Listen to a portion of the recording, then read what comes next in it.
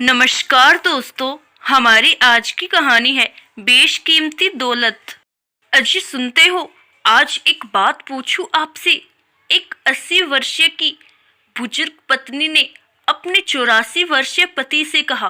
बुजुर्ग पति छड़ी का सहारा लिए अपनी बुजुर्ग पत्नी के करीब आए और बोले, कहो। बुजुर्ग पत्नी भावुक होकर बोली, आपको याद है, आपने हमारी शादी से पहले अपनी माताजी को छुपाकर एक खत लिखा था, जिसमें आपने अपने गुस्से को व्यक्त करते हुए लिखा था कि आप मुझसे शादी नहीं करना चाहते क्योंकि आपको मेरा चेहरा पसंद नहीं था।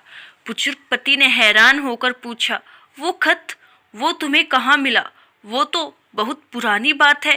बुजुर्ग पत्नी आंखों में आंसू भरकर बोली, कल आपके बक्से से मुझे ये पुराना खत मिला। मुझे नहीं पता था कि ये शादी आपकी मर्जी के खिलाफ हुई थी, वरना मैं खुद ही मना कर देती।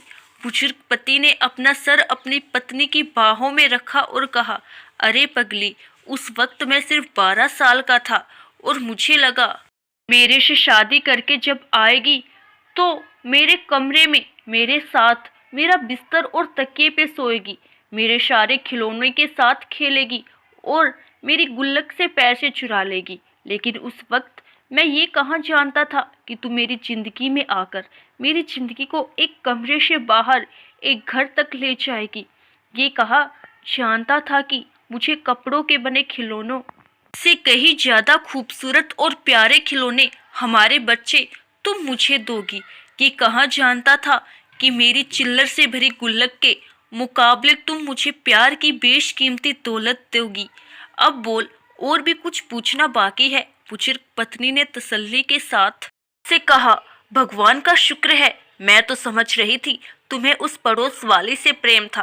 बुजुर्ग पति ने हंसते हुए कहा, अजी रहने दो, कहाँ वो और कहाँ मेरी ये राजकुमारी। दोनों बुजुर्गों ने भीगी हुई पल के लिए एक दूसरे को देखा और फिर एक दूसरे से लिपट गए। प्यार के आखिरी सफर की मंजिल अब कुछ ही दूर जो बची थी। दोस्तों, ये रिश्ता पति पत्नी का यही आखिरी वक्त तक साथ रहता है। ये वो रिश्ता है जो हमारे जन्म से नहीं जुड़ता मगर बन जाता है जन्म जन्मांतर का।